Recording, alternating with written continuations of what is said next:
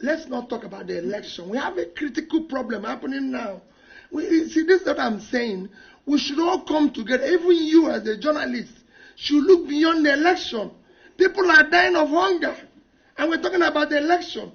What happens in the next election? I've said this publicly.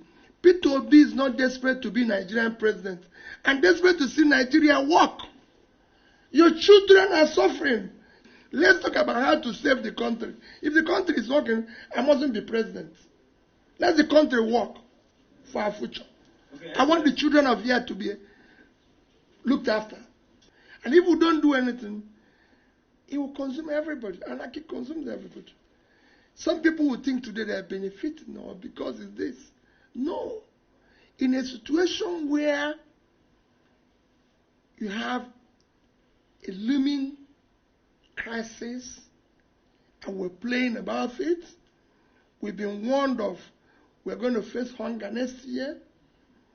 We're using almost 100% of our revenue to service debts, and nobody can say how we pile the debts, what we use it for. In a place where, instead of putting our money, we've now been told we are bankrupt. Instead of now behaving like people who are bankrupt, we are still behaving like people who are still affluent.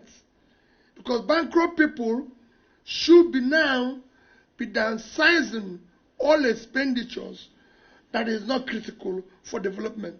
But we are still going ahead, living a life that is beyond our resources, even when borrowing to continue such life. So the things we need to do, all these things are things we need to look at. It's time to look at whether this presidential system suits us, or whether we can change and go back to parliamentary system. Because we cannot have a situation, and that's what Obasanjo is saying.